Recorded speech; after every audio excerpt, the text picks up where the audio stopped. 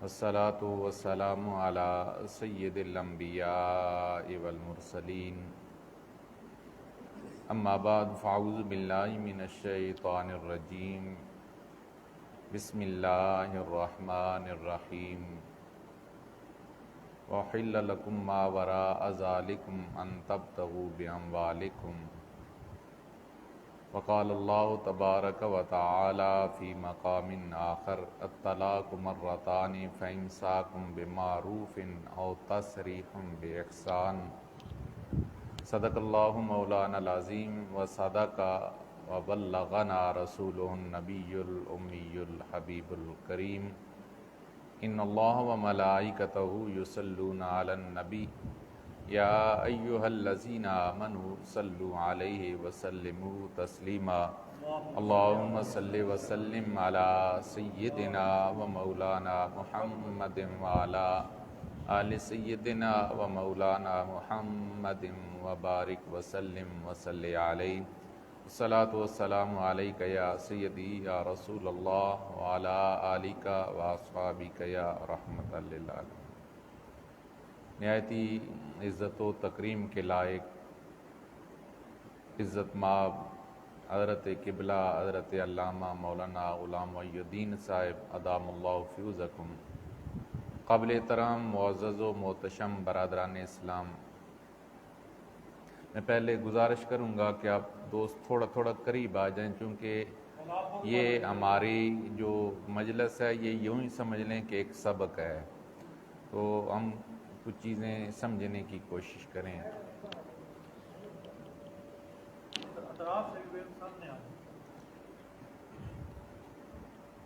ماشاءاللہ جن دروس کا اہتمام آپ کی اس جامعہ مسجد کے اندر کیا گیا، یہ اس دور کی اہم ترین ضروریات میں سے ہے، اور یقیناً آپ کو اس کے حوالے سے آگاہی دی گئی۔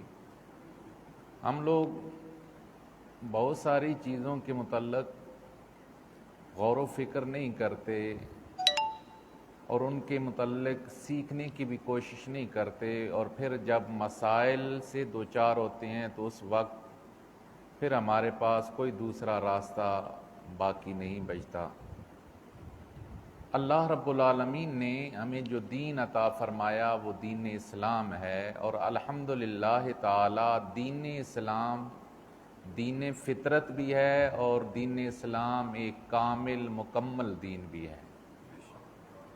دین فطرت ہونے کا مطلب یہ ہے کہ ہر وہ چیز جس کا تقاضا انسان کی فطرت کرتی ہے، اسلام اس چیز سے منع نہیں کرتا، اسلام اس چیز میں رکاوٹ نہیں ڈالتا، اسلام اس چیز کی اجازت دیتا ہے، اور ہر وہ چیز جو اس انسان کی فطرت سے ٹکراتی ہے اسلام اس کی اجازت نہیں دیتا۔ جو فطرت کا تقاضا ہے اسلام اس کی اجازت دیتا ہے اور اسلام اس کا حکم دیتا ہے، اور جو فطرت سے ٹکرانے والی چیزیں ہیں اسلام ان سے منع کرتا ہے۔ انسانی زندگی کا حصہ ہے خوشی، انسانی زندگی کا حصہ ہے غمی۔ انسان کو کوئی نعمت ملتی ہے تو انسان اس نعمت کے ملنے پر خوش ہوتا ہے۔ اب اظہار خوشی یہ انسان کی فطرت کے اندر ہے، اسلام نے اس سے منع نہیں کیا کہ تمہیں کوئی نعمت ملے، کوئی چیز ملے تو اس پر خوشی کا اظہار نہ کرو، بلکہ اسلام نے اجازت دی، فرمایا قل بفضل اللہ وبرحمتہ فبذالک فلیفرحوا، کہ جب بھی تمہیں اللہ کا فضل اور اس کی رحمت ملے تو اظہار خوشی کیا کرو۔ ایسی انسانی زندگی کا ایک اہم ترین حصہ ہے غم۔ بعض اوقات جب انسان سے کوئی نعمت چھن جاتی ہے تو اس پر انسان افسردہ ہوتا ہے۔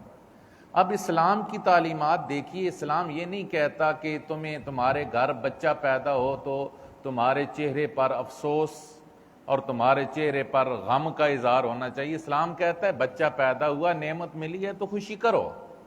اسی طرح خدا نخواستہ کوئی نعمت چھن جائے اور یہ موقع غم ہے تو اس پر بھی اسلام یہ نہیں کہتا کہ اس موقع پر تمہارا چہرہ جو ہے وہ غم زدہ نہ ہو، بلکہ تمہارے چہرے پر مسکراہٹ ہونی چاہیے۔ اسلام کہتا ہے، اجازت دیتا ہے کہ اگر غم کا موقع ہے تو تم اظہار غم کرو۔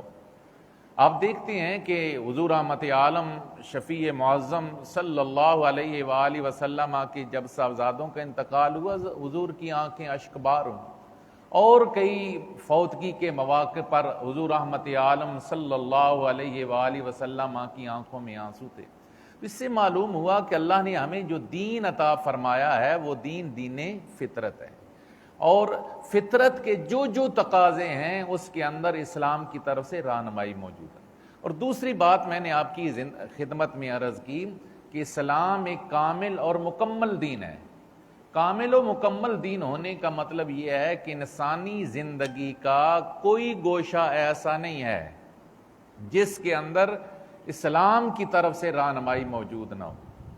انسان کی سیاسی زندگی ہو، اسلام کی طرف سے رہنمائی موجود ہے۔ انسان کی معاشی زندگی ہو تو ایک پورا کا پورا معاشی نظام اسلام اپنے ماننے والوں کو دیتا ہے، ایک کلیئر کنسیپٹ دیتا ہے، اور دنیا کے بہترین ترین جو معاشی نظام ہے ان میں سے سب سے بہترین جو نظام ہے وہ اللہ کا دیا ہوا معاشی نظام ہے جو اسلام نے اپنے ماننے والوں کو دیا ہے۔ اگر انسان کی معاشرتی زندگی ہو، لوگوں کے ساتھ میل جول ہو، رہن سہن ہو، اٹھن بیٹھن ہو، تو اسلام کی طرف سے اس کے اندر بھی مکمل رہنمائی موجود ہے کہ کیسے لوگوں کے ساتھ آپ نے رویہ اختیار کرنا ہے۔ پورے کے پورے قرآن مجید فرقان حمید کے رکوع ان معاملات پر موجود ہیں، جن کے اندر پوری تعلیمات دی گئی ہیں کہ آپ کا لوگوں کے ساتھ جو ہے وہ طریقہ کار، لوگوں کے ساتھ لین دین معاملات کس طرح ہونے چاہیے۔ قرآن مجید فرقان حمید کی تعلیمات کا ایک کثیر حصہ ان چیزوں پر جو ہے وہ مشتمل ہے۔ اسی طرح انسان کی جو ازدواجی زندگی ہے، یہ انسان کی زندگی کا ایک اہم ترین حصہ ہے۔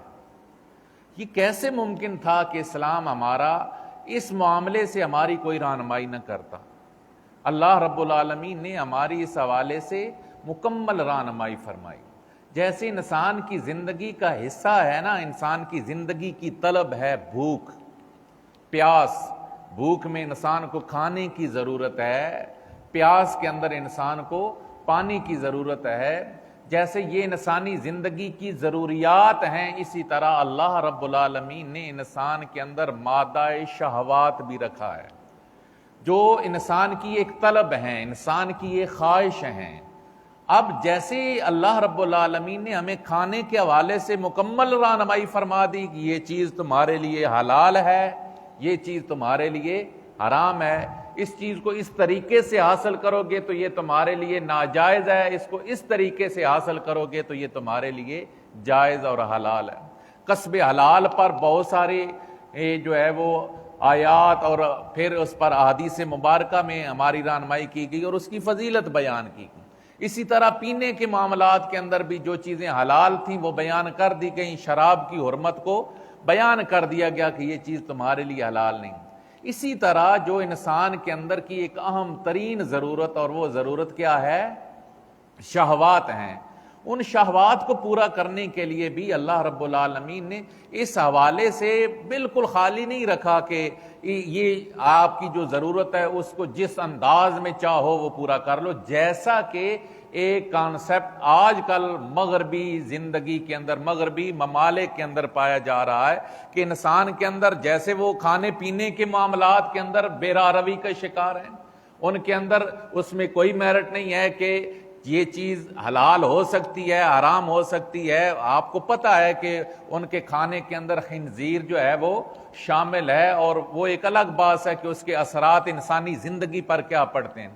اسی طرح ان کے پینے کے اندر جو ہے وہ کوئی تمیز، جو ان کو پسند ہے وہ اس چیز کو پی لیتے ہیں، اور شراب ان کی زندگیوں کے اندر عام ہے، اور اس کے جو نقصانات ہیں وہ یقیناً انہیں اس سے دوچار ہونا پڑتا ہے۔ اسی طرح جو تیسری اہم ترین انسانی زندگی کی ضرورت وہ شہوات ہیں، مادہ شہوت انسان کے اندر رکھا گیا ہے، اس کو پورا کرنے کے لیے بھی وہ اسی طرح کی بے اعتدالیوں کا شکار ہے۔ وہ کہتے ہیں اس شہوت کو پورا ہونا چاہیے، چاہے وہ گرل فرینڈ بوائے فرینڈ کی صورت میں ہو، چاہے وہ نکاح کی صورت میں ہو۔ وہ کہتے ہیں نکاح ایک بندھن ہے جس کی وجہ سے انسان کو ساری زندگی ایک آدمی کے ساتھ جو ہے وہ باندھ دیا جاتا ہے۔ آپ کی مرضی ہے جس کے ساتھ پورا کرنا چاہیں، اپنی ان خواہشات کو پورا کریں، لیکن اللہ رب العالمین نے ہمیں دین اسلام کے ضمن میں ہماری ایک مکمل رہنمائی فرمائی، اور اس مکمل رہنمائی کے اندر اللہ رب العالمین نے جو رشتے ہمارے لیے حلال تھے وہ بھی بیان کر دیے گئے، اور جو رشتے ہمارے لیے حرام تھے ان کو بھی بیان کر دیا گیا کہ آپ اس جو مادہ شہوت آپ کے اندر موجود ہے آپ اس کو جائز طریقے سے، اور اس کو اتنے حسین انداز میں بیان کیا گیا اور حسین انداز میں انسانی زندگی کے اندر نافذ کیا گیا کہ وہ چیز کسی کو بری محسوس ہی نہیں ہوتی، بلکہ اس چیز کو ایک اچھائی کے طور پر بیان کیا گیا۔ اور اسلام نے رہبانیت سے منع کیا کہ ایسی بات ادیان کے اندر پھر یہ ہے کہ کچھ نے تو یہ کہہ دیا نا کہ یہ جیسے مرضی ہے اپنی اس خواہش کو پورا کرو، جدھر سے مرضی ہے پورا کرو، اور اس نتیجے کے اندر جو گھریلو نظام ہے وہ سارا برباد ہوا، خاندانی نظام برباد ہوا۔ اور آپ جو دوست باہر سے آتے ہیں کبھی ان سے پوچھیں کہ آج کل یورپ اس حوالے سے کتنا زیادہ پریشان ہے، اور وہاں ہمارے جانے والے مسلمان بھائی بھی اس حوالے سے کتنے پریشان نظر آتے ہیں کہ خاندانی نظام سارا کا سارا وہاں پر برباد ہو چکا ہے، وہاں پر کوئی تعلق داری رشتہ داری والی تمیز ٹوٹلی جو ہے وہ ختم ہوتی چلی جا رہی ہے۔ اللہ نے نعمت کے طور پر یہ نکاح عطا فرمایا جس کی وجہ سے خاندانی نظام کی بنیاد پڑتی ہے، اور پھر اس کے اندر شریعت مطہرہ نے اجازت دے دی، فرمایا جو حرام ہم نے کر دیے وہ تمہارے اوپر حرام ہے، حرمت علیکم امہاتکم، ایک پورا رکوع ہے جس کے اندر ہمارے لیے جو حرام رشتے تھے ان کو بیان کر دیے گیا۔ اس کے بعد فرمایا وَحِلَّ لَكُم مَّا وَرَاءَ ذَلِكُمْ أَن تَبْتَغُوا بِأَمْوَالِكُمْ، ہم نے اس کے علاوہ باقی جتنے رشتے ہیں ان کو تمہارے لیے حلال کر دیا ہے کہ تم ان کو اپنے مالوں کے بدلے میں چاہو، یعنی مہر ادا کر کے تمہارے لیے وہ کیا ہیں، حلال ہو سکتے ہیں۔ اب شریعت مطہرہ نے نکاح کے اندر نکاح کی اجازت دی اور مال کے بدلے میں۔ اسی طرح دوسری جانب یہ تھی کہ بہت سارے ادیان کے اندر رہبانیت کو ترجیح دی گئی کہ یہ جو خواہشات ہیں شہوات ہیں جب ان کے پیچھے پڑو گے تو یہ آپ کی روحانی درجات کے اندر رکاوٹ بنیں گے، اس لیے تنہا زندگی گزارو، شادی والے معاملات کے اندر پڑو ہی نہیں، الگ جا کر زندگی گزارو۔ عیسائیت کے اندر بھی، یہودیت کے اندر بھی، ہندوازم کے اندر بھی یہ رہبانیت والا تصور موجود ہے کہ شادی کے جھنجھٹ کے اندر ہی نہ پڑو، الگ جا کر اپنی زندگی گزارو۔ شادی جب انسان کرتا ہے تو وہ اس کے روحانی منازل کے اندر جو ہے وہ رکاوٹ بنتی ہے۔ یہی چیز حضور رحمت عالم صلی اللہ علیہ وآلہ وسلم کی بارگاہ میں صحابہ نے عرض کی۔ بعض جوان صحابہ حضور کی بارگاہ میں حاضر خدمت ہوئے، یا رسول اللہ صلی اللہ علیہ وسلم، آقا آپ ہمیں اجازت عطا فرمائیں کہ ہم اپنے مادہ شہوت کو ختم کر ڈالیں تاکہ ہماری ساری زندگی جو ہے وہ اللہ اور اس کے رسول کی خدمت میں گزرے، اور ہماری ساری کی ساری زندگی جو ہے وہ روحانیت کی منازل طے کرتے گزرے۔ جب عورت آتی ہے، شادی ہوتی ہے، تو پھر انسان کو اپنا مال کمانے کی فکر بنتی ہے، بچوں کو پرورش کرنے کی فکر بنتی ہے۔ ہم ان جھنجھٹ میں نہیں پڑنا چاہتے، ہم اپنی روحانی منازل زیادہ سے زیادہ طے کرنا چاہتے ہیں، اس لیے آپ ہمیں اجازت دیجیے۔ اللہ کے محبوب صلی اللہ علیہ وآلہ وسلم نے جو ارشاد فرمایا وہ سنیے۔ اللہ کے حبیب نے ارشاد فرمایا، اے میرے غلامو، میں تم میں سے سب سے زیادہ اللہ سے ڈرنے والا ہوں، میں تم میں سے سب سے زیادہ متقی ہوں، میں تم میں سے سب سے زیادہ اللہ کا ذکر کرنے والا ہوں، لیکن میں محمد صلی اللہ علیہ وآلہ وسلم نے شادی والا راہ اختیار کیا ہے۔ اور اس کے بعد حضور نے ارشاد فرمایا یہ نکاح میری سنت ہے، اور آخر میں حضور نے فرمایا فمن راغب عن سنتی فلیس منی۔ یہ حضور نے اس موقع پر فرمایا اللہ سے سب سے زیادہ ڈرنے والی ذات میری ذات ہے۔ جب میں نے اس راہ کو اختیار کیا ہے تو جو اس راہ سے انحراف کرے گا گویا وہ مجھ میں سے نہیں ہے، وہ اس نے ہمارے راستے کو چھوڑ دیا ہے۔ تو اللہ کے محبوب صلی اللہ علیہ وسلم نے اللہ کے سب سے زیادہ مقرب ہونے کے باوجود، سب سے زیادہ متقی، سب سے زیادہ اللہ سے ڈرنے والے ہونے کے باوجود حضور رحمت عالم صلی اللہ علیہ وسلم نے نکاح کے راستے کو اختیار کیا۔ اور دوسرے مقام پر اللہ کے حبیب صلی اللہ علیہ وسلم نے ارشاد فرمایا ان نکاح من سنتی، کہ نکاح جو ہے وہ میری سنت ہے. اور حضور رحمت عالم صلی اللہ علیہ وسلم نے ایک اور موقع پر فرمایا کہ یہ میری سنت بھی ہے اور مجھ سے پہلے انبیاء کی بھی سنت ہے. تو نکاح کو حضور نے اپنی سنت قرار دے کر، اب آپ کو یہ تو پتا ہے اور یقیناً پتا ہے کہ سنت کا ثواب ہوتا ہے، سنت کا ثواب ہوتا ہے. جو بھی حضور رحمت عالم صلی اللہ علیہ وسلم کی سنت پر عمل کیا جائے اس کا کیا ہے؟ اجر و ثواب ہوتا ہے. اب جب آپ سنت سمجھ کر اس پر عمل کریں گے تو شہوات بھی اپنی پوری ہو رہی ہیں، لیکن اس کے نتیجے کے اندر اجر و ثواب بھی ہے. اور یہاں فقہا نے بھی ایک بات کی ہے، ہم الحمدللہ احناف ہیں، امام اعظم ابو حنیفہ رحمۃ اللہ تعالی علیہ کی تقلید کرنے والے ہیں. احناف کے نزدیک نفلی عبادت میں مشغول ہونے کی بنسبت نکاح کے اندر مشغول ہونا جو ہے وہ افضل ہے. یعنی ایک آدمی صرف عبادت کے اندر لگ جاتا ہے اور ایک آدمی نکاح کے معاملات کے اندر لگ جاتا ہے، شادی کرتا ہے، بیوی بچوں کا پیٹ پالتا ہے. تو احناف کے نزدیک نفل عبادت کرنے کی بنسبت نکاح کے معاملات کے اندر جو مشغول ہونا ہے اس کو افضل قرار دیا گیا ہے. تو اللہ رب العالمین نے ہمارے اوپر یہ مہربانی فرمائی کہ اور اس نے ہمارے لیے یہ آسانی کر دی، ورنہ اپنے انداز میں جو انسان خواہشات کو پوری کرتا تو اس کے اندر نسب کی حفاظت نہ رہتی. اب جب نکاح ہوتا ہے، دیکھیں نا یہ کتنی بڑی نعمت ہے. مجھے جب میرے باپ کے نام سے پکارا جاتا ہے، آپ کو جب آپ کے باپ کے نام سے پکارا جاتا ہے تو اس کے اندر آپ کی بذات خود ایک عزت آ جاتی ہے. اور خدا نہ خواستہ اگر یہ باپ کا رشتہ اور نسب جو ہے وہ محفوظ نہ رہے تو کسی کو اگر باپ کا ہی علم نہ رہے، نکاح نہیں ہوگا تو پھر نسب کی حفاظت نہیں رہے گی، پھر گھر کی حفاظت نہیں رہے گی، پھر خاندانی نظام کا ٹوٹلی انقطاع ہوگا. اس لیے اسلام نے نکاح پر زور دیا ہے. اور پھر نکاح کے اندر بھی شریعت مطہرہ نے اجازت دے دی کہ اگر ایک آدمی ایک عورت کے ساتھ آپ شادی کرتے ہیں، خدا نہ خواستہ اس کے ساتھ آپ کے معاملات زندگی اچھے طریقے سے پورے نہیں چل سکتے تو شریعت نے اجازت دی، فَانْكِحُوا مَا طَابَ لَكُم مِّنَ النِّسَاءِ مَثْنَىٰ وَثُلَاثَ وَرُبَاع. شریعت مطہرہ اجازت دیتی ہے کہ تم نکاح کر لو ایک عورت کے ساتھ، دو عورتوں کے ساتھ، تین کے ساتھ، چار کے ساتھ. شریعت نے 4 تک کی اجازت دی ہے، یہ اہل ایمان کے لیے. اب اس چیز کو ایک بہت برا تصور کیا جاتا ہے، یعنی ایک شادی ہوگی اور شادی کے بعد ادھر ادھر منہ ماری کرتے رہنا. وہ بیوی کو بھی نہیں ہے مطلب اس پر اتنا لمبا چوڑا اعتراض، لیکن اگر اس نے زندگی میں کبھی یہ نام لیا کہ میں نے دوسری شادی کرنی ہے تو اس پر طوفان برپا ہے. اور یہ نتیجہ بنتا ہے عموماً جا کر طلاق کا. یہ چیزیں بعض اوقات نتیجہ بنتی ہیں گھر کے اندر فساد کا. اللہ ہمیں بنانے والا ہے، وہ ہمارا خالق ہے. جتنا وہ ہماری سوچ اور فکر سے آگاہ ہے، ہمارے خیالات سے آگاہ ہے، اتنا اور کوئی ذات ہمارے سے آگاہ نہیں ہے. تو اس رب العالمین نے کیوں اجازت دی متعدد شادیوں کی؟ اور پھر اس کے اندر اس کو جب برا تصور کیا جاتا ہے معاشرے کے اندر، ہم من حیث المجموع اس کے اندر جو ہے وہ اس جرم کے اندر شریک بن جاتے ہیں. کیا اللہ کے محبوب صلی اللہ علیہ وسلم نے متعدد شادیاں نہیں کی؟ اور اس حوالے سے اگر آپ دیکھیں تو صحابہ کرام رضوان اللہ تعالی علیہم اجمعین کی جب آپ فہرست پڑھیں تو ان میں سے بہت کم صحابہ ایسے ملتے ہیں جن کی صرف ایک شادی ہوئی ہے. اب یہ بھی نہیں ہے کہ آپ صبح جا کر یہ گھر کے اندر پورا ایک ماحول بنا دیں کہ دوسری شادی کا، لیکن شریعت مطہرہ نے ایک اجازت دی ہے.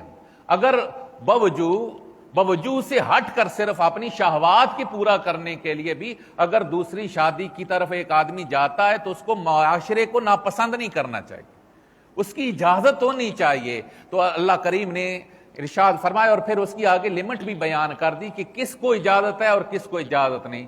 اور وہ اجازت اس لیے دی گئی کہ اگر تم جو ہے وہ تمہیں عدل کرنے کا اندیشہ ہو کہ تم عدل نہیں کر سکتے تو پھر تمہارا کیا ہے، تمہیں ایک ہی کرنی چاہیے. اگر تم عدل کر سکتے ہو تو پھر شریعت مطہرہ نے اس کو ایک شرط کے ساتھ جو ہے وہ مقید کر دیا کہ اگر تم جو ہے عدل کر سکتے ہو تو پھر. تو اب شریعت مطہرہ نے یہ نکاح کے حوالے سے ہمیں ضابطہ دے دیا کہ تم عورتوں کے ساتھ جو ہے وہ شادی کر سکتے.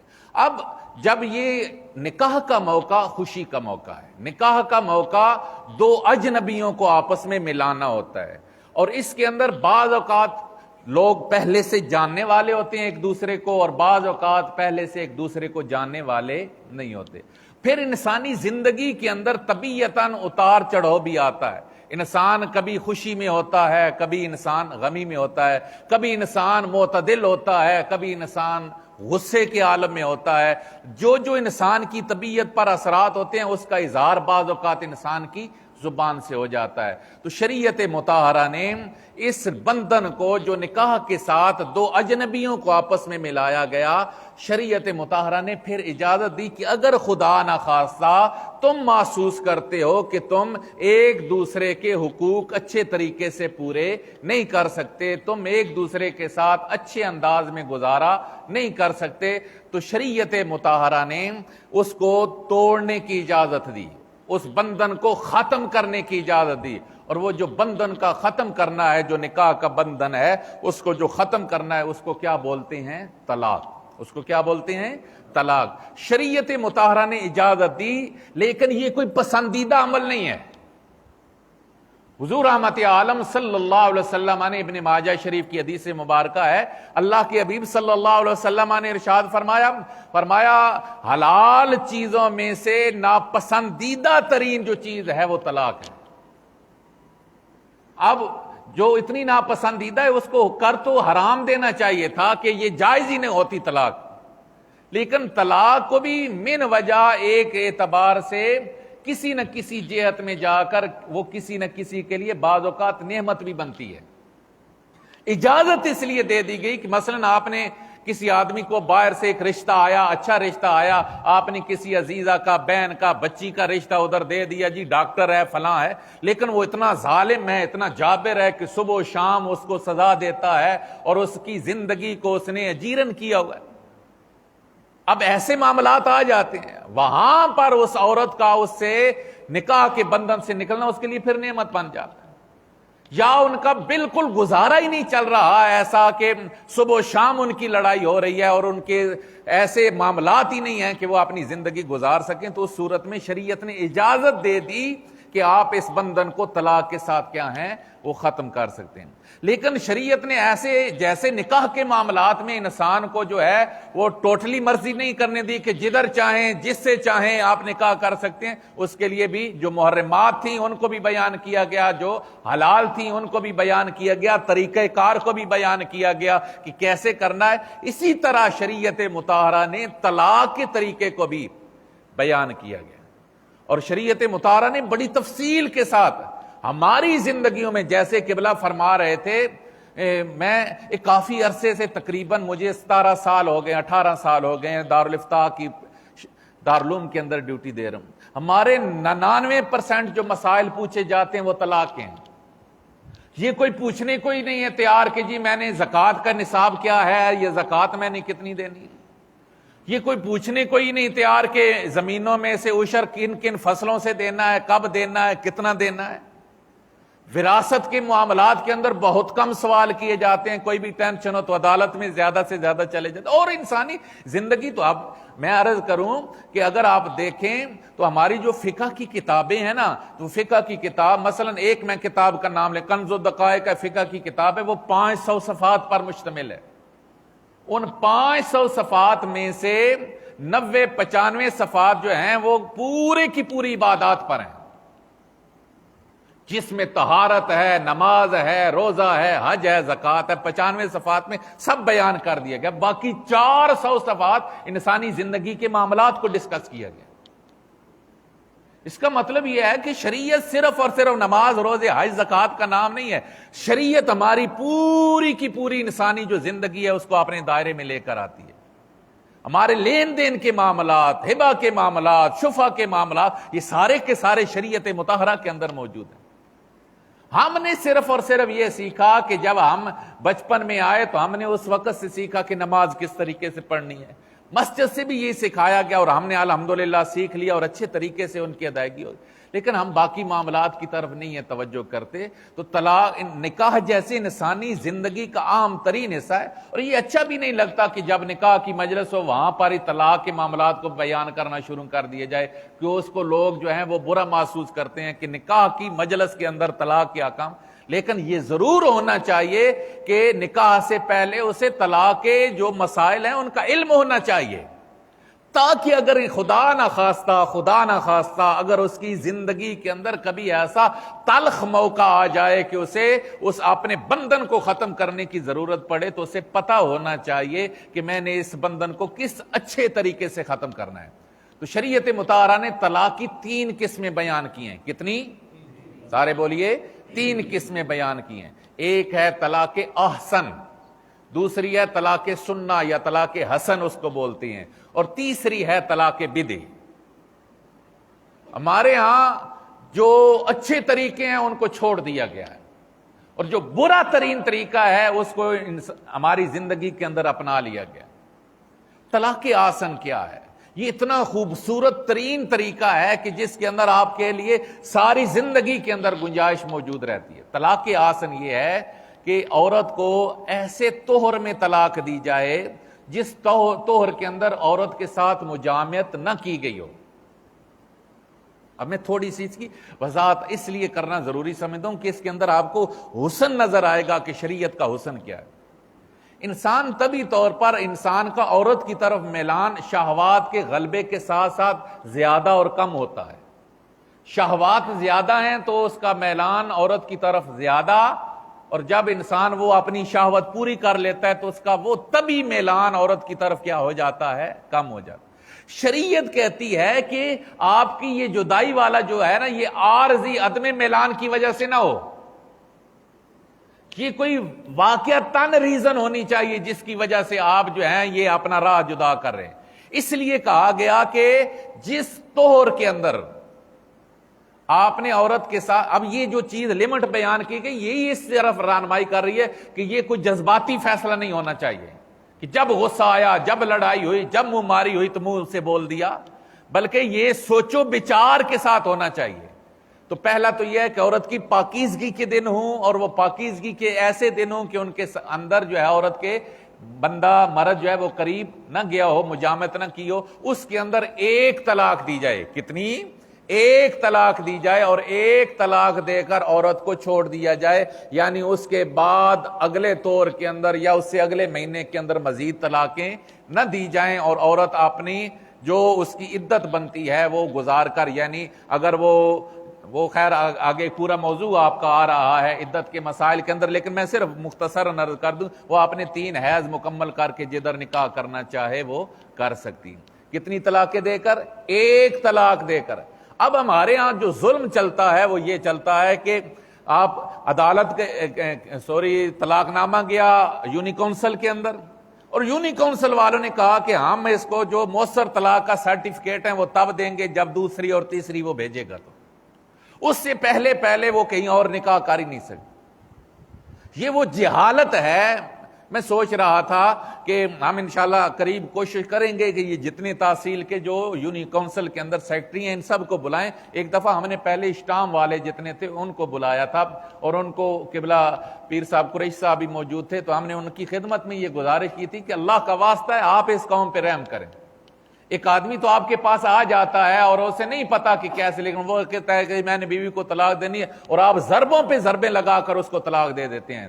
3 طلاق دے کر اپنے نفس پر حرام کرتا ہوں اور اپنا نکاح سے اسے فارغ کرتا ہوں، میرا اس کے ساتھ کوئی تعلق نہیں، پتہ نہیں کتنے آگے لفظ لگا دیتے ان کو طریقہ کا۔ اب تو خیر جو قانونی طور پر بھی ہے وہ بھی ایک لمٹ بیان کر دی گئی ہے کہ جو 3 لکھے گا اکٹھی طلاقیں اسٹام والا تو اس کو بھی سزا ہوگی، وہاں پر ایک ہے۔ لیکن جب بولنے کا معاملہ ہے تو بولنے کے معاملے میں تو وہ تو بہت بعد کی بات رہ جاتی ہے اسٹام والی۔ جو آپ بول دیتے ہیں اسٹامپ پر، چاہے 1 لکھی ہو یا جو بھی لکھا، اس کی حیثیت نہیں ہے۔ بنیادی حیثیت یہ ہے کہ آپ نے دی کیا ہے۔ شریعت نے سمجھا دیا کہ خدا نہ خواستہ اگر آپ کی زندگی میں ایسا موڑ آ جاتا ہے کہ آپ مل کر نہیں چل سکتے تو 1 طلاق دیں، اور 1 طلاق دے کر اس کے بعد آپ کو اس کے ساتھ کوئی تعلق نہیں ہونا چاہیے کہ میں نے اور بھی دینی ہے اور بھی دینی ہے۔ جب وہ عورت اپنی عدت مکمل کر لے گی تو عدت مکمل کرنے کے بعد وہ جہاں چاہے وہ اپنا نکاح کر سکتی ہے۔ دوسری تیسری عد خود کبھی بھی واقعہ نہیں ہوتی، وہ اپنا نکاح کر سکتی ہے۔ آپ جدھر نکاح کرنا چاہیں آپ کر سکتے ہیں۔ اس کا فائدہ کیا ہے؟ اس کو طلاق احسن کہا گیا. سب سے عمدہ ترین طریقہ طلاق دینے کا کہ ایک طلاق دے کر عورت کو چھوڑا جائے, دوسری اور تیسری طلاق نہ دی جائے. شریعت نے اس کے بعد اجازت دی کہ اگر آپ رجوع کرنا چاہیں, اس کا پہلا فائدہ تو یہ ہوگا کہ اگر دوسرے دن, 10ویں دن, 20ویں دن, مہینے کے اندر آپ کو خیال آیا میں کیا کر بیٹھا ہوں, تو بہت آپ کے لیے گنجائش موجود ہوگی. 2 بندوں کو بٹھائیں, نہ بھی بٹھائیں تو عورت کو جا کر کہہ دیں میں تو اس سے رجوع کرتا ہوں, تو صلح ہو جائے گی, واپسی ہو جائے گی, نواں کوئی رولا نہیں ہے. اسی طرح اگر عورت اس عدت گزارنے کے بعد کہیں اور نکاح کرنا چاہے تو وہ بھی نکاح کر سکتی. یہ طلاق آسن ہے, سب سے عمدہ ترین طریقہ ہے. اور اس کا فائدہ یہ ہوگا کہ اگر وہ اور نکاح نہیں بھی کرتی, سال بعد آپ کا پروگرام واپسی کا بن گیا, 2 سال بعد صلح کا راہ نکل آیا, کوئی لوگ درمیان میں پڑے, 5 سال بعد واپسی کا گیا. زندگی میں جب بھی آپ واپسی کرنا چاہیں تو وہاں حلالے وغیرہ کا کوئی چکر نہیں ہوگا. سمپل قاری صاحب کو بٹھائیں پاس, 2 آدمیوں کو بٹھائیں, نکاح کر دیں, وہ آپ کے لیے عورت کیا ہو جائے گی, حلال ہے. عورت کو آپ نے اپنے عقد سے نکال بھی دیا کہ وہ جہاں جانا چاہے جا سکتی ہے, اور گنجائش بھی موجود رہی کہ آپ کو جب واپس ہونا چاہیں وہ واپس بھی آ سکتی ہے. یعنی دونوں چیزیں جو ہیں وہ راہ ہموار ہو گئے. عورت کہیں اور نکاح کرنا چاہتی ہے, آپ اس سے نہیں تعلق رکھنا چاہتے, تو یہ رات جو طلاق کا مقصد ہے وہ بھی پورا ہو گیا. اور اگر خدا نخواستہ اگر وہ آپ غلط فیصلہ کیے ہوئے ہے اور آپ واپسی چاہتے ہیں تو زندگی میں جب بھی واپسی کرنا چاہیں گے واپسی. اس لیے ایک طلاق دے کر, اور یہی اختیار کرنا چاہیے, پسندیدہ ترین جو طلاق کا طریقہ کار ہے وہ یہی ہے کہ اگر خدا نخواستہ اگر طلاق دینا ہی پڑے تو اس طریقے سے دیں کہ ایک طلاق دے کر عورت کو چھوڑ دیا جائے, دوسری اور تیسری طلاق نہ دی جائے. اب دوسرا طریقہ ہے, اس کو طلاق حسن یا طلاق سنہ بولا جاتا ہے. وہ یہ ہے کہ ہر طہر کے اندر ایک طلاق دی جائے, یعنی مہینہ کے وقفہ کے ساتھ ایک طلاق دی جائے. اور اسٹام والے کو بھی اس بات پر مجبور کیا جائے کہ وہ ایک ہی طلاق لکھے. اب وہ طلاق کے لفظ لکھنے کے اندر بھی پھر ہیرا پھیری کر دیتے ہیں. اس کے اندر وہ لکھتے ہیں میں تجھ کو طلاق دے کر فارغ کرتا ہوں, نکاح سے الگ کرتا ہوں. یہ چیزیں لکھنے کی ضرورت نہیں ہے. سمپل ایک لفظ لکھا جائے کہ میں تجھ کو ایک طلاق دیتا ہوں. اس سے آگے پیچھے اسے منع کریں کہ اس سے آگے پیچھے اور کوئی لفظ نہیں لکھیں. اگر خدا نہ خواستہ آپ کے کسی عزیز کے زندگی میں یہ مسئلہ ہے, اپنی زندگی کے اندر یہ مسئلہ ہے, تو جب نکاح کے بعد اس کی طلاق کا اسٹام لکھوانا چاہیں تو اس اسٹام فروش کو اس بات پر پابند کریں کہ یہ ایک لفظ لکھنا ہے, اس سے آگے پیچھے آپ نے اور کوئی لفظ نہیں. ایک طلاق دیں, جب اگلا حیض عورت کا گزر جائے, دوسرا طور آئے تو دوسرے طور کے اندر عورت کو دوسری طلاق بھیجی جائے. پھر اسے اگلا حیض جب گزر جائے تو تیسرے طور کے اندر تیسری طلاق دی جائے. 3 طوروں کے اندر 3 طلاقیں دینا. بات سمجھ آ گئی؟ یہ طلاق سنہ ہے, اس کو طلاق حسن بھی کہا گیا ہے. مطلب اس کے اندر بھی ایک اچھا ہے, جب آپ ایک طلاق دیں گے تو ایک پورا مہینہ آپ کو سوچنے کا موقع مل گیا. دوسری طلاق دے کر آپ کو اس کے بعد پھر مزید 1 مہینہ سوچنے کا مل گیا. پہلی طلاق دے کر آپ پھر بھی رجوع کر سکتے ہیں. شریعت مطہرہ نے جو میں نے آیہ مبارکہ آپ کی خدمت میں تلاوت کی, اس کے اندر اسی طریقے کو بیان کیا گیا. الطلاق مرتان فإمساک بمعروف او تسریح بإحسان, کہ طلاق 2 مرتبہ ہوگی. اس کے بعد کیا ہے, یا تو آپ اچھے طریقے سے رجوع کر لیں یا اچھے طریقے سے عورت کو پھر کیا ہے آگے فارغ کر دیں. ایک طلاق کے بعد بھی آپ رجوع کر سکتے ہیں اور بغیر نکاح کے رجوع کر سکتے ہیں, بشرطے کے ساتھ اور کوئی لفظ نہ بولو. ساتھ اگر یہ بول دیا کہ طلاق دے کر فارغ کرتا ہوں تو پھر وہ طلاق رجی نہیں رہی, بلکہ کیا بن گئی ہے, طلاق بائن بن گئی ہے. جب طلاق بائن بن گئی ہے تو اس کے بعد آپ نکاح کے ساتھ رجوع کر سکتے ہیں. پھر صرف زبان کے ساتھ رجوع اور صلح نہیں ہو سکتی, اس کے لیے دوبارہ سمپل نکاح کرنا پڑے گا. دوسری طلاق دینے کے بعد بھی آپ اگر صرف لفظ طلاق بولا, یعنی صریح الفاظ کے ساتھ کیا ہے طلاق دی ہے, صریح الفاظ کیا ہیں کہ میں طلاق دیتا ہوں, اس کے ساتھ اگر کوئی مزید لفظ لگا دیتے ہیں کہ میں اس کو طلاق بائن دیتا ہوں, میں اس کو نکاح سے فارغ کرتا ہوں, یا کوئی اور کنایا لفظ بول دیتے ہیں کہ تو میری طرف سے کیا ہے فارغ ہے, تو ان سے طلاق بائن واقع ہوتی ہے. طلاق صریح جو ہے, یعنی صریح کا مطلب کیا ہوگا, واضح جو طلاق کے لفظ ہیں ان سے دی جائے تو اس کے بعد سمپل رجوع ہو جاتا ہے. اور جب اس کے ساتھ بائن دے دی جائے تو پھر اس کے بعد کیا ہوتا ہے, نکاح ہوتا ہے. لیکن ایک یا دو طلاقیں دی ہوں تو اس کے بعد رجوع بھی ہو سکتا ہے، اس کے بعد نکاح بھی ہو سکتا ہے۔ لیکن اگر تیسری طلاق دے دی گئی، قرآن مجید فرقان حمید نے آگے بیان کیا فَإِن طَلَّقَهَا فَلَا تَحِلُّ لَهُ مِن بَعْدُ حَتَّى تَنكِحَ زَوْجًا غَيْرَهُ، جب تیسرے طور کے اندر جا کر تیسری طلاق دے دی گئی تو اس صورت میں پھر اس کے لیے کوئی گنجائش باقی نہیں رہے گی، وہ عورت ہمیشہ کے لیے اس پر کیا ہو جائے گی؟ حرام ہو جائے گی۔ اس کی واپسی کے لیے اب ایک ہی طریقہ ہے حَتَّى تَنكِحَ زَوْجًا غَيْرَهُ، کہ اس کو کسی اور مرد کے ساتھ شادی کرنا پڑے گی، وہاں زندگی گزارنا پڑے گی، اور خدا نخواستہ اگر دوسرا شوہر بھی اس کے ساتھ اس کے معاملات نہیں چلتے اور دوسرا شوہر اس کو طلاق دے دیتا ہے تو پھر وہ واپسی پہلے شوہر کے ساتھ آ کر نکاح کر سکتی۔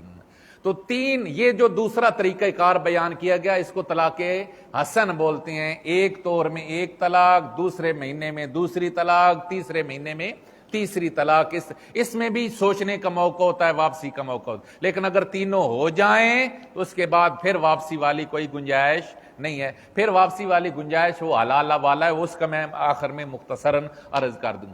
تیسرا طریقہ کار ہے طلاق کا، اس کو طلاق بدعی بولا گیا ہے، ناپسندیدہ ترین طریقہ جو طلاق ہے، اور معذرت کے ساتھ ہمارے ہاں مروجہ ہے ہی وہ جو سب سے زیادہ ناپسندیدہ ترین طریقہ ہے طلاق کا، وہ ہمارے ہاں مروج ہے، اور وہ کیا ہے کہ ایک ہی طہر کے اندر تینوں طلاقیں دے دی جائیں، یعنی ایک آج دی، ایک کل دی، ایک پرسوں دے دی، ایک 2 دن بعد دے دی۔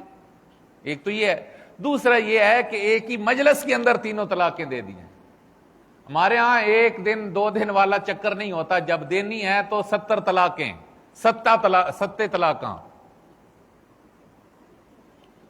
ایک مجلس کے اندر تینوں، ایک لفظ کے اندر تینوں، یا ایک مجلس کے اندر لفظ کے اندر تینوں یہ ہیں کہ میں تجھ کو 3 طلاقیں دیتا ہوں، عدد کے ساتھ ہوگی، ویسے یہ ہوگی کہ میں تجھے طلاق دیتا ہوں، طلاق دیتا ہوں، طلاق دیتا ہوں، تینوں جملے اکٹھے ہوئے۔ یاد رکھیں جب ایک مجلس کے اندر آپ تینوں طلاقیں دیتے ہیں تو تینوں واقعہ ہو جاتی ہیں، اس کے بعد پھر بہانہ خوری کے لیے ڈھونڈتے ہیں، جناب فتویٰ ادھر سے ڈھونڈو، ادھر سے ڈھونڈو، کہیں کوئی اہل حدیث مل جائے اس سے جا کر فتویٰ لے لو، کہیں کوئی واپسی والا گنجائش بن جائے، اور پھر ان کو وہ مفتی نظر آ جاتے ہیں جن کا شاید عام حالات میں اس کو ساری زندگی بھی وہ مفتی نظر نہ آتا۔ یہ آپ کے میرے پاس آپ کے اس شہر سے 2-3 جو ہیں، وہ ادھر کا ایک معاملہ تھا قریب کے، آپ کے اس گاؤں کے قریب کا، تو وہ فتویٰ کیا، انہوں نے کہا جی ہم نے فتویٰ لینا ہے تو پنڈ سے ہی لینا ہے۔ اب وہ گئے، میں نے جو مسئلہ تھا بتلا دیا، میں نے کہا طلاقیں ہو گئی ہیں۔ جب طلاقوں کا بتلا دیا، پھر وہ منڈی باؤدین میں ایک جگہ پر گئے، وہاں سے فتویٰ لے کر آئے کہ جی ایسے نہیں ہوتی، پھر ایک کہیں سرگودا گئے، ادھر سے فون کرایا، پھر ادھر سے سیاسی حوالے سے لوگوں سے فون کرایا۔ میں نے کہا اللہ کے بندو، یہ حلال حرام والا معاملہ ہے، میں کیسے اس میں سے گنجائش کروں؟ اور وہ پیسوں کی بھی آفر کر رہے تھے۔ یہ معاملات ہوتے ہیں، پھر جب یہ گزر جاتا ہے تو اس کے بعد رونا، اور یقین کیجئے بہت کم یوں سمجھ لیں 2-4% ایسے کیسز ہوتے ہیں کہ جو 3 طلاقیں دیتے ہیں اور پھر مطمئن نہیں ہو جاتے ہیں، ورنہ ان میں سے 95-96% لوگ کسی نہ کسی طریقے سے واپسی رجوع کی کوشش کر رہے ہوتے ہیں، لیکن جب واپسی کا راہ نہیں مل رہا ہوتا تو پھر روتے ہیں، پھر بچوں کا جو بچے ہیں ان کے سامنے پھر ماتم، اور ان حالات سے وہ گزر رہے ہوتے ہیں کہ خودکشی تک وہ جانے پر مجبور ہو رہے ہوتے ہیں۔ اب وہ خودکشی کی طرف بڑھنے سے پہلے، خاندان کے نظام کو برباد کرنے سے پہلے، کیوں نہیں آپ طلاق کے مسائل کو سیکھ لیتے؟ خدا نہ خواستہ اگر آپ کا گزارا نہیں ہو رہا تو شریعت نے تو بتلا دیا کہ یہ 1 طلاق دو، اسے فارغ کر دو، وہ اپنے گھر جائے، تو اپنے گھر ہو، واپسی جب بھی چاہیں واپسی ہو سکتی۔ جب اس غصے کے اندر، اور پھر یہ کہا جاتا ہے میرا غصہ شدید تھا، تو بھائی طلاق تو پیار میں نہیں ہوتی، طلاق غصے میں ہی ہوتی ہے، تو غصے میں طلاق ہو جاتی۔ اور یہ ایک اور مسئلہ یہ ذہن کے اندر رکھیں، طلاق ہر حال میں ہو جاتی ہے۔ ہاں ایک آدمی مجنون ہے، واقعی ریئلی پاگل ہے، تو اس کی طلاق نہیں ہوتی، یا ایک آدمی سویا ہوا ہے اور وہ اس حال میں کوئی لفظ سوئے خواب میں بول دیتا ہے تو اس سے نہیں طلاق ہوتی۔ اس کے علاوہ کسی نے شراب کا نشہ کیا ہوا ہے یا دیگر کسی نشے کے اندر موجود ہے، سخت غصے کے اندر موجود ہے، اس کو مجبور کیا گیا ہے، کن پٹی پر بندوق رکھ کر بھی اس سے اگر طلاق دلوائی گئی ہے تب بھی طلاق جو ہے وہ واقعہ ہو جاتی ہے۔ تو شریعت مطہرہ کے اندر اس طریقے سے جو ہے وہ طلاق واقعہ ہو جاتی ہے۔ تو اگر خدا نخواستہ زندگی کے اندر ایسا پرابلم آئے تو جو شریعت نے اچھے طریقے بتلائے ہیں، ایک دے دیں یا تینوں بھی دینی ہیں تو مہینے مہینے کے وقفہ کے ساتھ دیں تاکہ آپ کو سوچنے کا موقع مل جائے۔ لیکن تینوں طلاقیں اگر خدا نخواستہ دے بیٹھے ہیں تو پھر اپنا عقیدہ کم از کم برباد نہ کریں۔ نبی معظم شفیع محترم صلی اللہ علیہ وسلم کی بارگاہ میں ایک آدمی آیا، اس نے کہا جی میں نے اپنی بیوی کو 100 طلاقیں دے دی ہیں۔ حضور رحمت عالم صلی اللہ علیہ وسلم نے فرمایا 97 تیری فضول گئیں، 3 طلاقیں اس پر کیا ہیں واقعہ ہو چکی ہیں۔ تو حضور کے زمانہ کے اندر بھی 3 طلاقیں ایک مجلس کی 3 تصور کی جاتی تھی۔ صحابہ کرام کا بھی یہی معمول مبارک تھا کہ وہ 3 طلاقوں کو 3 ہی تصور کرتے تھے۔ اپنی زندگی کو اس طریقے سے حرام بنانے کی کوشش نہ کیجیے۔ تو یہ میں نے چند مسائل تھے جو طلاق کے حوالے سے۔ اب میں آپ سے گزارش کروں گا کہ اس حوالے سے جو دوست جو مسئلہ پوچھنا چاہے تاکہ اگلے 5-7 منٹ کے اندر جی الفاظ ہیں نا کنایا کے، وہ کیونکہ پتہ نہیں ہوتے اور یہ اکثر بول رہے ہوتے ہیں لوگ، ایک کنایا کے الفاظ اور دوسرا امساک بالمعروف پہ جو رکنا ہے، بہتر نہیں کہ 2 پہ ہی رک جائے، تیسری دے ہی دے۔ اب یہ 2 چیزیں ہیں قبلہ جو اشارہ فرما رہے ہیں۔ ایک تو یہ ہے کہ میں نے پہلے عرض کیا نا کہ 2 کے بجائے بھی 1 پر ہی گزارا کریں تاکہ طلاق آسن رہے، آپ کو ساری زندگی کے اندر واپسی کی گنجائش میں۔ 1 دیں دوسری کی طرف جائیں ہی نہیں، صرف 1 دیں، عورت جدھر جانا چاہے جا سکتی ہے۔ کوئی اگر آپ کو کہتا ہے، آپ کے متعلقہ کسی بندے کو کہتا ہے جو یونی کونسل والا ہے تو ہمارے پاس ہے، ہم فتویٰ لے کر دیں گے کہ یہ عورت آگے نکاح کر سکتی ہے، اور اس فتوے کو عدالت بھی مانے گی، کوئی اس کے اندر پھر آگے سے جو ہے وہ مجبوری نہیں ہے کہ دوسری اور تیسری دے تو تب جا کر جو ہے وہ عورت کا نکاح ہو سکتا ہے۔ نہیں، عورت والوں کو تقاضا کرنا چاہیے کہ جی ہمیں دوسری تیسری دیں تاکہ ہم آگے نکاح کریں۔ 1 طلاق کی بنیاد پر بھی جب عدت ختم ہو جائے تو عورت آگے نکاح اپنا کر سکتی ہے۔ تو آپ رک ہی 1 پر جائیں، اور اگر 2 دے بیٹھیں تو پھر 2 پر رک جائیں، تیسری کی طرف نہ جائیں۔ یہ تیسری آخری حد ہے، جب اس حد کو کراس کر لیا تو پھر اس کے بعد واپسی والی کوئی گنجائش موجود نہیں ہے۔ اسی طرح اگر ایک مجلس میں 3 طلاقیں دے دی ہیں تو اس میں بھی کوئی موجود نہیں۔ دوسرا کیا آتا ہے؟ ہاں، کنایا کے الفاظ۔ کنایا کے اب الفاظ کے اندر مثلا، اور یہ بہت عام معاملہ ہے کہ بعض اوقات ہم سمجھ رہے ہوتے ہیں کہ ہم نے کوئی غلطی نہیں کی، لیکن اس کے اندر کنایا جو الفاظ ہیں، کنایا سے الفاظ سے مراد یہ ہے کہ ایک تو صریح کا مطلب ہے واضح لفظ۔ طلاق میں واضح لفظ کیا ہے؟ طلاق ہے۔ کیا ہے؟ میں تجھ کو طلاق دیتا ہوں، میں نے تجھ کو طلاق دی۔ یہ سارے الفاظ کیا ہیں؟ یہ صریح الفاظ ہیں۔ اس کے علاوہ لفظ طلاق کے علاوہ جتنے بھی الفاظ ہوں گے وہ کنایا ہوں گے۔ مثلا میاں بیوی کی لڑائی ہو رہی ہے اور وہ اس غصے کے عالم میں اسے فارغ کرنا چاہتا ہے، اسے تعلق توڑنا چاہتا ہے، اسے کہتا ہے تیری رسی تیرے کندھے ہے، اس سے بھی طلاق ہو جائے گی۔ وہ اس کو کہتا ہے میں تجھے فارغ کر رہا ہوں، اس سے بھی کیا ہو جائے گی؟ طلاق ہو جائے گی۔ اسے کہتا ہے کہ تم اپنے نویں جنے تلاش کر۔ یہ الفاظ غصے کے اندر ایسے بول دیے جاتے ہیں، تو نواں شوہر تلاش کر لے۔ اب یہ ایک بات یہاں میں ضرور عرض کروں گا کہ جو کنایا الفاظ ہیں ان کے اندر 2 چیزوں میں سے ایک چیز ہوگی تو طلاق تب ہوگی، یا تو پیچھے جھگڑا ان کا طلاق کا چل رہا ہو، اس کو دلالت حال بولتے ہیں کہ باس مباحثہ ہی کس کا چل رہا ہے؟ طلاق کا چل رہا ہے، جھگڑا اس طریقے کا چل رہا ہے، اور اس ضمن میں وہ بولتے ہیں مثلا میاں بیوی کی لڑائی ہو رہی ہے اور وہ کہتی ہے تو میں چھوڑ دے، اور اس کے جواب میں مرد کہتا ہے میں تن فارغ کیتا، اس صورت میں عورت کو طلاق واقع ہو جائے۔ اس صورت میں مرد کہتا ہے تیری بات پہ رسی تیرے کندھے ہے، تو عورت کیا ہو جائے گی؟ طلاق واقع ہو جائے۔ یا دوسرا یہ ہے کہ اگر ایسا نہیں ہے، جھگڑا وغیرہ نہیں ہے، نارملی حالات میں وہ بیوی کو کہتا ہے کہ تو میری طرف سے فارغ ہے، اس صورت میں اس کی نیت پوچھی جائے گی، یعنی نیت یا دلالت حال۔ دلالت حال کا مطلب کیا ہے کہ جھگڑے والا ماحول ہو، طلاق والا ڈسکس چل رہی ہو، پیچھے ماحول چل رہا ہو، اس صورت میں کنایا لفظ بولا جائے تو اس سے طلاق واقع ہوگی، یا پھر پیچھے اس نے نیت کی ہوئی ہو تو تب جا کر طلاق واقع ہوگی۔ نارمل حالات کے اندر کنایا مثلا وہ کہتا ہے جی تم آج فارغ ہیں، اب اس کا بہت سارے معنی ہو سکتے ہیں کہ جو تو کم کائے تو آئی فارغ ہیں کس معاملے، تو جن میں اور چیزوں کا استعمال ہے وہ وہاں پر وہ دیگر چیزوں کی طرف بھی دیکھا جا سکتا ہے، تو کنایہ الفاظ کے ساتھ جو ہے، اس لیے جو بھی لفظ اسپیشلی حساس ترین آپ کی زندگی میں کوئی چیز ہے، ویسے بھی حساس ہی ہوتی ہے، حساس ترین چیز یہ ہے تو وہ آپ کی بیوی ہے اور نکاح کے معاملات ہیں، تو لہذا اس کے ساتھ کوئی بھی لفظ بولتے ہوئے، اس طرح کے الفاظ بولتے ہوئے جھگڑے کے اندر ان کو انتہائی احتیاط کے ساتھ بولنا چاہیے، اور اگر کہیں پر ایسا اورا سورا لفظ بول دیں تو اس کے متعلق پھر کم از کم جو ہے اپنے متعلقہ عالم دین سے ضرور رجوع کریں کہ کیا ان الفاظ کے ساتھ کیا حکم لگتا ہے۔ جی پھر اس کے بعد جو ہے یہ آخری بات،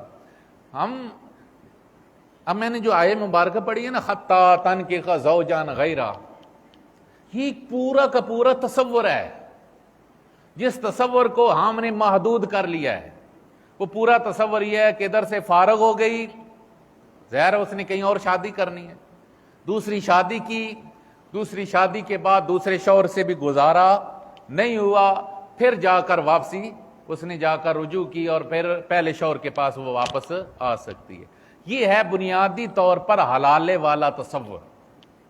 ہمارے ہاں کیا ہے کہ گھنٹے کے لیے نکاح کر دو، دن کے لیے نکاح کر دو، اور یہ اسپیشلی حدیث مبارکہ کے اندر اس پر لعنت بیان کی گئی ہے کہ جس کے لیے کیا جا رہا ہے، جو کرنے والا ہے اس پر اللہ کی لعنت ہے۔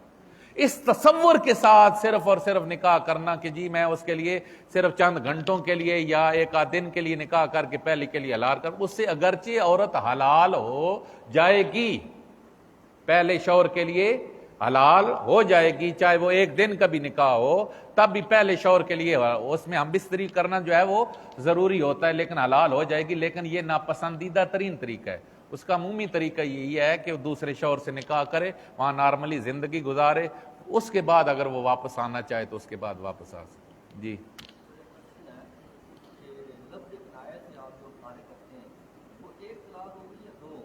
ہاں، اب کنایہ الفاظ جب آپ بولتے ہیں ایک مجلس میں تین بھی بولتے ہیں، مثلا ایک آدمی بولتا ہے، ایک بولتا ہے، اب دونوں میں سمجھیں، ایک آدمی بولتا ہے میں تجھ کو طلاق دیتا ہوں، طلاق دیتا ہوں، طلاق دیتا ہوں، تو یہ تینوں طلاقیں ہو جائیں گی۔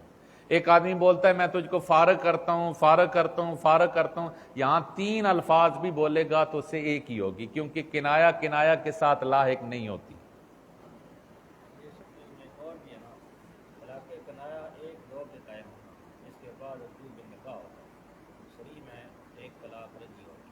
میں کیا جی ایک منٹ نہیں شریع میں ایک طلاق رجی ہوگی، لیکن اگر یہ کنایہ الفاظ استعمال کیے تو یہ ایک دو کے قائم کام ہو جائے گا۔ نہیں دو کی نہیں ہوتی۔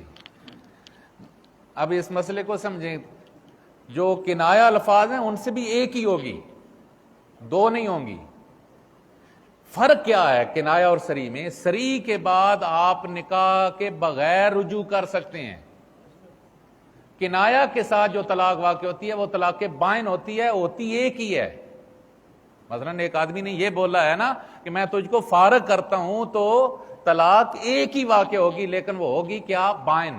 بائن کا مطلب کیا ہے کہ اب اگر آپ صلح کرنا چاہیں تو آپ کو نکاح کی ضرورت پڑے گی، اور اگر آپ نے لفظ صریح بولے ہیں کہ میں تجھ کو طلاق دیتا ہوں، تو اس کے بعد سمپل آپ راضی نامہ کر دیتے ہیں تو اس سے بھی ہو جائے، یا صرف کہہ دیتے ہیں کہ میں رجوع کرتا ہوں تو رجوع ہو جائے گا۔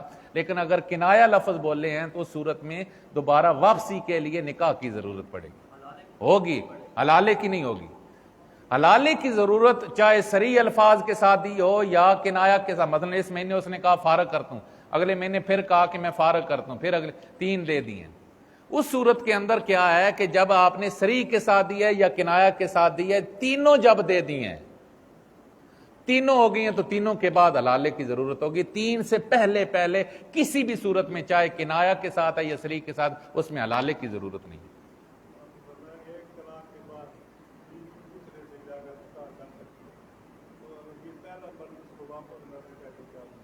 ہاں، یہ دونوں چیزیں میں نے پہلے عرض کر دی، ابھی بھی ہمیں یہی مسئلہ بیان کر رہے تھے۔ ایک طلاق دی ہے بیوی کو، پہلا شوہر اسے واپس کرنا چاہے تو اب دو اس کے مرحلے، ایک تو یہ ہے کہ عدت کے اندر اندر واپسی چاہتا ہے، دوسرا یہ ہے کہ عدت کے بعد 6 مہینوں کے بعد ان کی واپسی کا پروگرام ہے۔ اگر تو پہلے مہینے دوسرے مہینے وہ واپسی کی طرف آنا چاہتے ہیں تو اس صورت میں تو سیدھی سی آسان سی بات ہے کہ وہ زبان سے اسے فون کر کے کہہ دے میں تیرے سے رجوع کرتا ہوں، تو وہ بیوی اس کی واپس آ جائے گی۔ دو بندوں کے سامنے بیٹھ کر کہہ دے کہ میں اپنی بیوی سے رجوع کر لیا تو وہ واپس ہو جائے گی۔ یہ کب ہوگا؟ جب اس نے لفظ کون سے بولے ہیں؟ صریح لفظ بولے ہیں کہ طلاق دیتا ہوں۔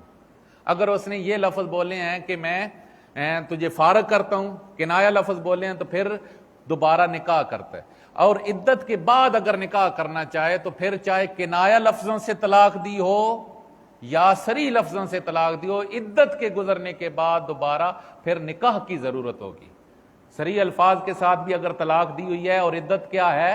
ختم ہو چکی ہے، تو پھر واپسی کرنا چاہتے ہیں تو پھر حلالے کی ضرورت، پھر میں دہرا رہا ہوں، حلالے کی ضرورت صرف تب ہوگی جب کتنی طلاقیں دی ہیں؟ 3 دی ہیں۔ 3 طلاقوں سے کم جب بھی طلاق دی ہے تو اس صورت میں عدت کے اندر رجوع کرنا چاہیں تو صریح الفاظ میں صرف زبان سے رجوع کر سکتے ہیں، عدت کے بعد اگر رجوع کرنا چاہیں تو دوسری تیسری خود کبھی بھی واقع نہیں ہوتی، دینی ہے تو تب واقع ہوگی۔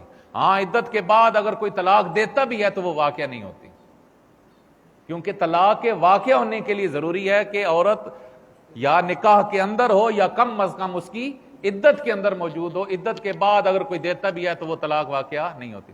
عدت کے بعد اگر آپ رجوع کرنا چاہتے ہیں تو نکاح کریں گے، مولوی صاحب کو بٹھا لیں تو بند۔ اور حصہ ہے وہ جو پوچھنا چاہتے ہیں آگے وہ نکاح کر چکی، جب نکاح کر چکی ہے تو وہ تب اسی میں رہے گی نا، پھر وہ طلاق یعنی دوسرے سے نکاح کر لیا، تو جب دوسرے سے نکاح کر لیا تو وہ دوسرے کی بیوی ہے، اب واپس آ سکتی ہے اگر دوسرا طلاق دے تو۔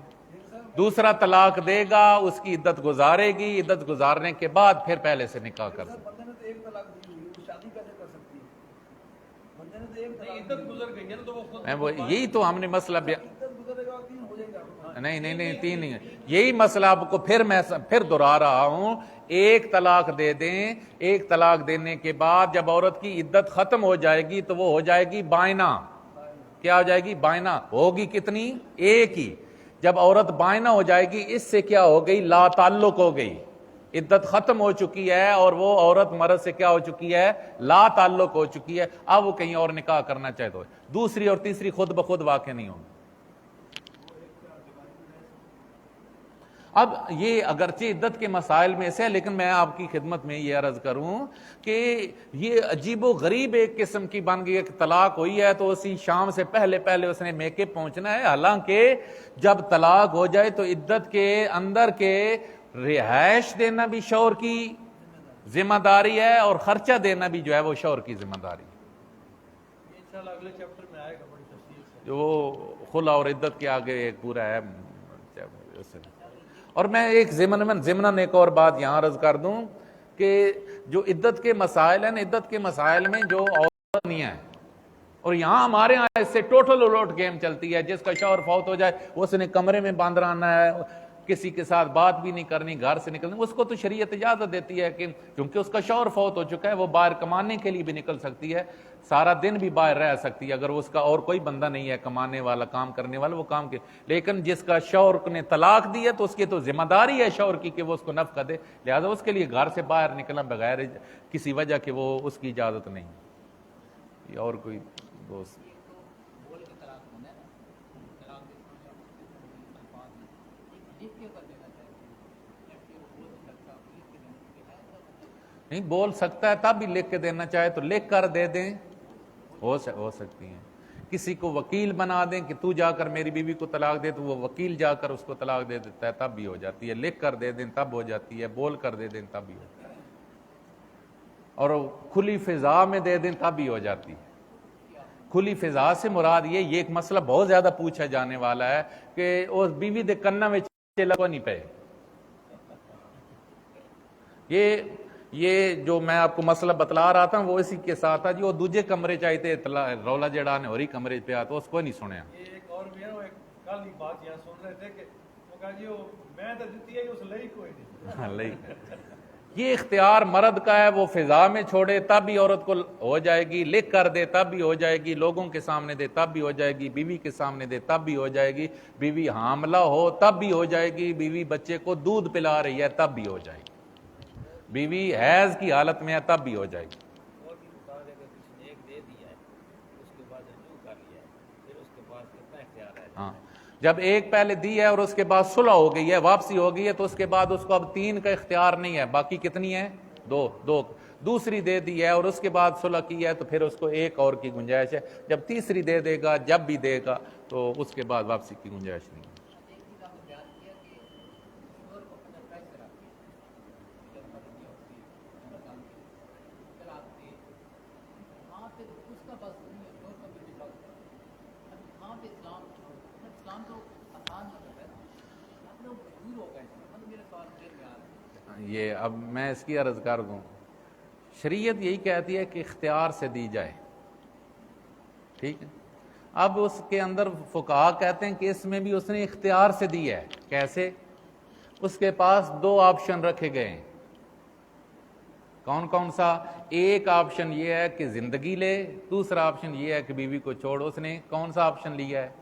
آپشن مطلب ہی اختیار ہوتا ہے، اس نے اختیار کس کو کیا؟ اپنی زندگی کو اختیار کیا ہے، تو بیوی کو اس نے اپنے اختیار کے ساتھ چھوڑا، یعنی نتیجتاً جا کر کہیں نہ کہیں یہ فعل بھی وہ اپنے، چاہے کن پٹی پر بندوق رکھی ہوئی تب بھی یہ فعل وہ اپنے اختیار کے ساتھ، وہ یہ نہیں کہہ رہا کہ میری انگلی توڑ دی جائے، میرا بازو توڑ دیا جائے، وہ اپنے آپ کو بچا رہا ہے اور بیوی کو وہ کیا ہے؟ گویا اختیار کے ساتھ کیا ہے؟ وہ چھوڑ رہا ہے۔ آپ دعا فرمائیں۔ اللہم صلی وسلم علی سیدنا مولانا سبحانک اللہم و بحمدک اشہد ان لا الہ الا انت استغفرک و اتوب الیک ربنا آتنا فی الدنیا حسنۃ وفی الآخرۃ حسنۃ وقنا عذاب النار وادخلنا الجنۃ مع الابرار یا عزیز یا غفار یا ستار یا رب العالمین۔ مالک ہماری اس حاضری کو اپنی بارگاہ میں قبول فرما۔ الہ العالمین، ہم نے جو چند لمحات بیٹھ کر دین سیکھا سکھایا، میرے مالک اس کے بدلے میں ہم سب کو اجر عظیم عطا فرما۔ جو احباب اس مجلس کی انعقاد کے اندر کاوشیں کر رہے ہیں، احباب تشریف فرما ہوتے ہیں، میرے مالک سب دوستوں کو ایک ایک سانس، ایک ایک لمحے کے اندر جو ہے اجر عظیم عطا فرما۔ الہ العالمین، ہم سب کو شریعت محمدیہ صلی اللہ علیہ وسلم کے مطابق زندگی گزارنے کی توفیق عطا فرما، اپنی اور اپنے محبوب کریم صلی اللہ علیہ وسلم کی محبت عطا فرما۔ پروردگار عالم، حاضرین کی دلی نیک تمنائیں حاجتیں پوری فرما، پریشان حالوں کی پریشانیاں دور فرما۔ ربنا تقبل منا انک انت السمیع العلیم وتب علینا انک انت التواب الرحیم۔ وصلی اللہ تعالی علی خیر خلقہ سیدنا مولانا محمد وعلی آلہ وصحبہ اجمعین۔